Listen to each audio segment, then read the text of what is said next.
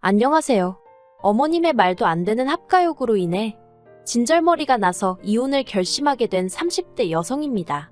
사실 처음에는 남편이라도 제 역할만 잘해주면 어떻게든 이 고비를 넘기고 잘 살아보려고 했어요. 그런데 남편은 자기 와이프 고생할 건 둘째치고 그저 어머님이 안쓰러워 어쩔 줄 모르더라고요. 그러니 어쩌겠어요. 애 끓는 모자 사이에 피 한 방울 안 섞인 제3자가 떠나줄 수밖에요. 이제 와서 이런 이야기는 해서 뭐하나 싶지만 그래도 남편 같은 인간하고 어쩌다 결혼을 해서 이혼까지 하게 된 건지 이야기하려면 상황 설명은 조금 해야 할 것 같아요. 이젠 남편이라고 부르기도 싫지만 편의상 어쩔 수 없이 남편이라 칭하겠습니다. 남편하고는 직장 생활을 하면서 알게 되었어요. 다만 같이 회사를 다닌 것은 아니고 제가 다니던 회사가 있던 건물 1층에서 카페를 운영하던 사람이었지요. 저는 어려서부터 결혼은 물론이고 연애에도 그다지 관심이 없었어요. 그래서 직장 생활을 할 때까지도 누구를 진지하게 만나본 적이 없었죠. 그런데 카페 주인이던 남편은 저에게 무척이나 적극적이었어요. 그래서 약간은 분위기에 휩쓸려서 연애를 시작했습니다. 그러다 정신을 차려보니 어느새 제가 남편과 결혼 이야기를 하고 있더라고요. 연애 당시 남편은 시부모님 명의로 된 아파트에서 혼자 살고 있었는데 결혼을 하면 저더러 그 집에서 신혼살림을 시작하자대요. 하지만 솔직히 내키는 제안은 아니었던 게 남편이 살던 아파트는 지은 지 30년도 넘은 오래된 건물이었거든요. 건물 곳곳에 금이가 있었고 가끔 수도꼭지에서 녹물이 나오기도 했고요. 그리고 세상 어떤 여자가 평생 한 번뿐일 신혼을 그런 집에서 보내고 싶어 하겠어요? 저도 마찬가지였습니다. 으리으리한 궁궐 같은 집은 아니더라도 최소한 마음 편히 쉴 수 있는 그런 집에서 신혼살림을 차리고 싶었지요. 그래서 남편더러 그 아파트 말고 우리는 우리 취향에 맞는 곳으로 가자고 했어요. 게다가 저에게는 일찍이 분양받아두었던 아파트가 있었거든요. 여담이지만 앞서 말씀드린 대로 결혼 생각이 없다 보니 또래들보다 일찍이 어떻게 하면 혼자서도 잘 살까에 대한 걱정이 많았고 그 걱정이 재테크에 대한 관심으로 이어졌습니다. 나중에 남한테 아쉬운 소리 안 하고 혼자서도 잘 살려면 적어도 혼자 먹고 살 방법은 만들어놔야겠다 싶었달까요. 그래서 또래보다 이른 나이에 아파트를 사게 되었네요. 아무튼 결혼 이야기가 나오던 당시를 기준으로 길어도 3년 안에는 입주할 수 있는 상황이었습니다. 그래서 솔직히 그 허름한 시부모님의 아파트에서 신혼을 보낼 바엔 차라리 제 아파트에 입주할 수 있을 때까지 결혼을 미루는 게 낫겠다 싶기도 하대요. 그런데 시부모님께서는 무슨 그런 이유로 결혼을 미루냐며 크게 화를 내셨습니다. 제 말대로라면 2, 3년만 살다가 나갈 집인데 그걸 못 참냐면서요. 그리고는 저더러 신혼이 뭐가 그렇게 중요하냐고 저보다 더 힘들고 어려운 상황에서도 결혼하는 사람들도 많다며 배가 불렀다고 쓴소리를 하셨지요.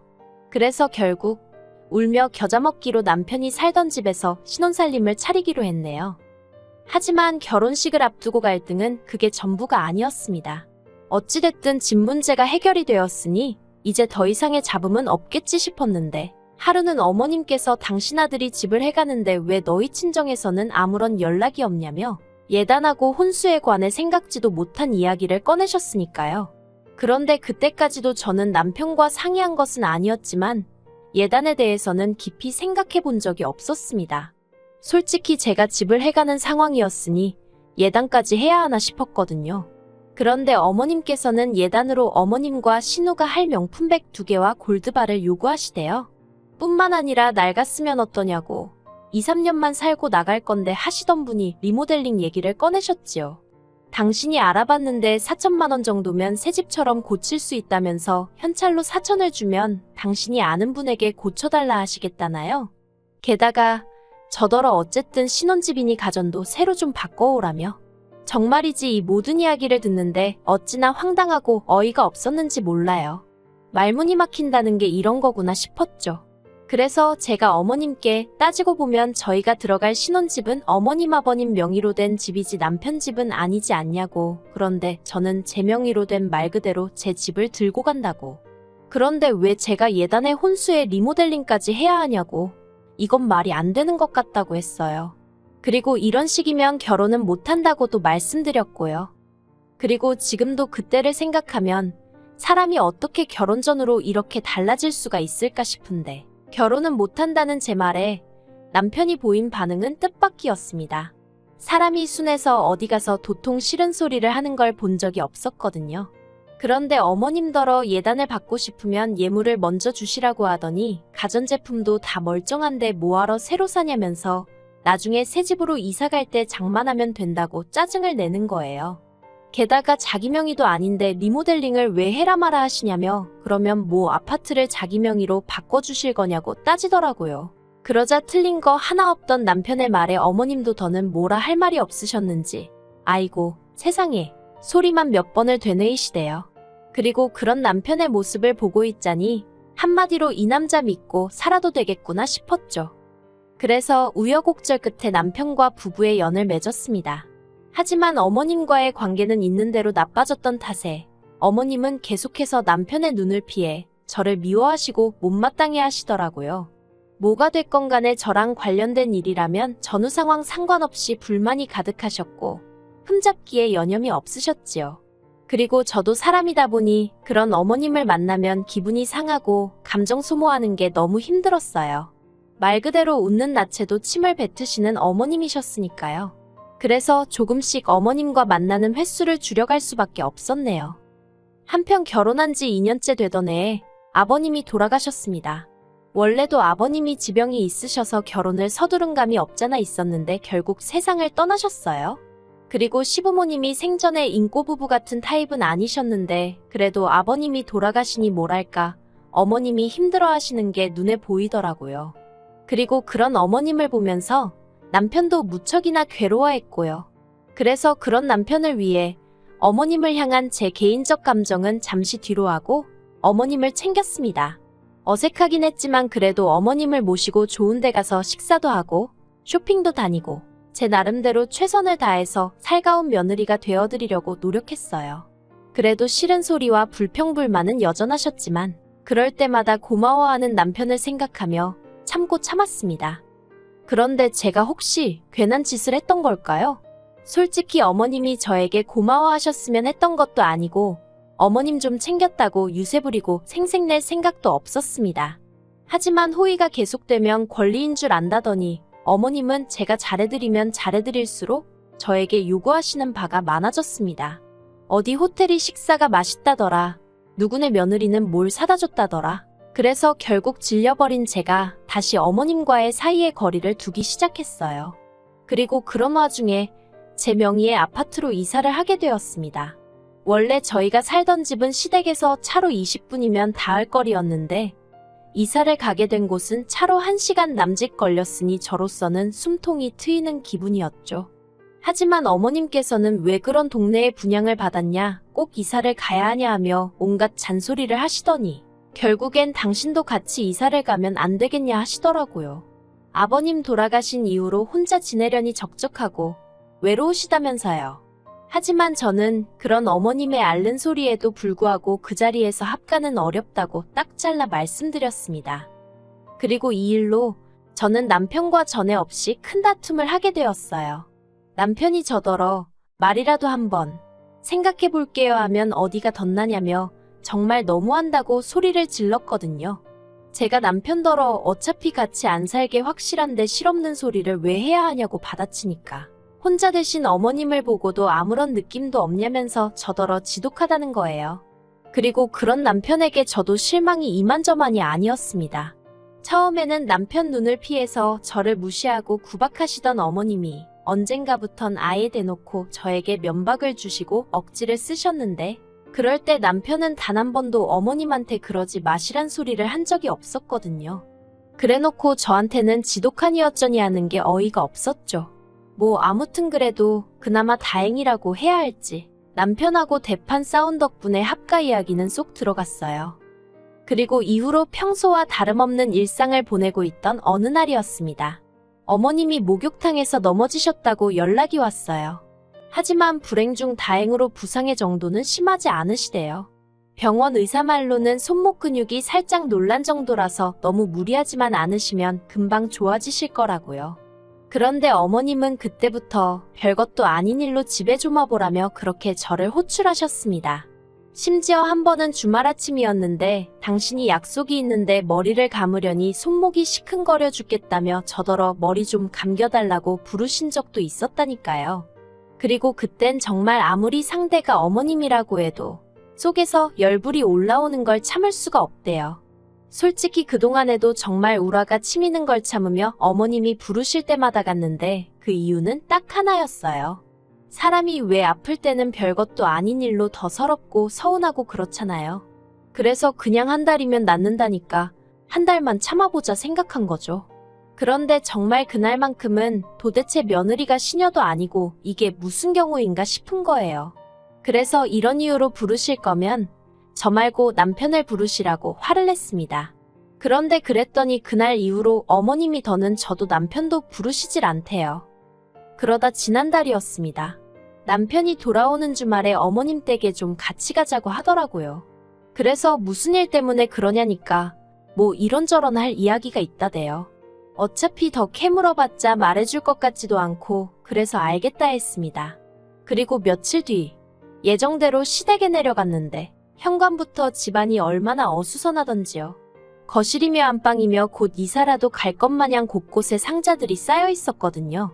그리고는 곧이어 어머님이 당신이 할 이야기가 있다며 저더러 이리 와서 앉아라 하시는데 왠지 불길한 기분에 남편을 쳐다봤습니다. 그랬더니 남편이 제 눈을 피하대요. 지금도 남편이랑 어머님이 정확히 어떤 대화를 주고 받았던 건지는 모르겠습니다. 하지만 확실한 건 남편과 제가 올해 들어 돈 문제로 다툼이 좀 있기는 했었어요. 회사 근처에 카페들이 우후죽순 생겨나면서 남편 카페 매상이 많이 떨어졌는데 남편이 천하태평이었거든요. 그래서 보다 못한 제가 어쩌려고 그러냐고 한마디 했더니 자기가 알아서 할 건데 왜 잔소리를 하냐면서 목소리를 높이는데 얼마나 어이가 없던지 결국 몇 번이나 큰 소리가 나고 말았습니다. 하지만 부부지간의 일이니 어머님께 이야기를 했을 거라곤 상상도 못했어요. 그런데 어머님이 이 이야기를 하시면서 앞으로 당신이 월세로 50을 낼 테니 같이 사는 게 어떻겠냐 하시대요. 그러면 저희는 여윳돈 50이 생기는 거니 얼마나 좋으냐면서요. 그래서 제가 월세로 50이 아니라 500을 내셔도 같이는 못 산다고 했습니다. 저도 퇴근하면 편하게 쉬고 싶은데 어머님이 계시면 어떻게 편하게 있겠냐고요. 저녁 식사도 그냥 대충 시켜 먹고 그래도 되는데 어머님이 계시면 그렇게 못하고 아무튼 여러모로 제약이 너무 많아서 싫다고 같이는 못 산다고 말씀드렸습니다. 그랬더니 어머님이 누가 저더러 저녁 차리라고 했냐면서 그런 거 안 해도 된답니다. 제가 주말에 늦잠을 자든 말든 뭐라고 안 하실 거라면서 저는 저대로 당신은 당신대로 편하게 살자는 거예요. 하지만 아무리 어머님이 무슨 말씀을 하셔도 아니 애시당초 제 집에서 왜 제가 그런 눈치를 봐야 하는 거며 허락을 받아야 하는 건지 도저히 납득할 수가 없었죠. 그래서 어머님께 왜 매번 이렇게 마음대로 생각하고 말씀하시냐고 어머님 이러시는 거 저 정말 힘들다고 했어요. 그랬더니 이제 어머님이 저더러 당신이 뭘 어쨌냐면서 화를 내시더니 괘씸해서 안 되겠다며 저더러 당신 집에서 살던 방세를 내놓으랍니다. 3천만 원을 당신 계좌로 지금 당장 보내라나요. 그리고는 하시는 말씀이 처음부터 제가 마음에 안 들었지만 아들이 좋아하는 여자라고 해서 꾹 참고 집도 내준 건데 저 하는 꼴이 아주 싸가지가 없다는 거예요. 그리고 그때부턴 저도 정말 할 말은 해야겠다 싶더군요. 그래서 그 거지 같은 집을 도대체 언제까지 우려먹으실 심산이시냐고 따졌습니다. 막말로 제 명의로 주신 것도 아니면서 뭘 그러시냐고요. 그러자 어머님은 이도저도 안 먹힌다 싶으셨는지 아이고 하는 곡소리와 함께 나오지도 않는 눈물을 쥐어짜내기 시작하셨습니다. 그리고도 부족하다 싶으셨는지 저를 보고는 너 잘났다 하며 삿대질을 하시는데 도저히 몰아드릴 말씀이 없더라고요. 그래서 그냥 가만히 서 있었어요. 그런데 남편이 그런 저를 보더니 정말 너무한다면서 어머님을 어르고 달래는 거예요. 엄마 울지 마. 우리 집 가자 하면서요. 어처구니가 없는 광경에 잠시 말을 잃었지만 저는 최대한 감정을 조절하며 남편더러 그럴 게 아니라 당신이 여기 어머님과 같이 남으라 했습니다. 어머님이 적적해서 같이 살고 싶다 하시는 거니 당신이 남는 게 모두에게 좋겠다고요. 그리고는 짐도 내가 챙겨서 여기로 보내줄 테니까 그런 줄 알라 했죠. 그렇게 당황한 남편이 어정쩡하게 행동하는 사이에 저는 제 차 끌고 집으로 와버렸습니다. 그리고는 여행용 가방에 미친 듯이 남편 짐을 때려넣기 시작했어요. 생각할수록 어이없고 괘씸해서 엄마 울지 말고 우리 집 가자? 짜고 치는 고스톱이 따로 없다 싶더라니까요. 그리고 이튿날 날이 밝기가 무섭게 용달차 불러서 남편 짐이란 짐은 숟가락젓가락까지 실어서 시댁으로 보내버렸습니다. 그리고는 남편에게 이참에 어머님 옆에서 오래오래 붙어있으면서 효도하고 지내라고 했어요. 당신 말대로 불쌍하신 어머님, 언제까지 혼자 계시게 할 수는 없지 않냐고요. 그랬더니 남편이 저더러 전화에다 대고 미친 엑스냐며 어떻게 이따위로 나오냐고 생난리를 치대요.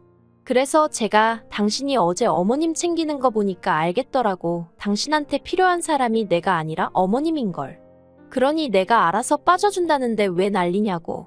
저도 지지 않고 응수했지요. 그랬더니 남편이 어이가 없다면서 후회하지 말라고 알겠답니다. 저더러 혼자 잘 먹고 잘 살라면서 못돼 처먹었네 그러는데 순간 이상한 감정이었어요. 솔직히 남편이 잘못했다고 싹싹 빌면 어쩌지 싶었거든요. 그러면 봐줘야 하나? 봐주면 또 이런 일이 생길 텐데 하고 걱정스럽기도 했고요. 그런데 오히려 지가 더 큰 소리를 내면서 알겠다고 하니까 어이가 없었다고 해야 할지 아쉬운 건 아닌데 허탈하고 황당했달까요. 그런데 더 황당했던 건 그날 오후 어머님한테 온 연락이었습니다. 어머님이 남편에게 들었다며 이게 다 무슨 얘기냐며 안 된답니다. 이혼은 안 된대요.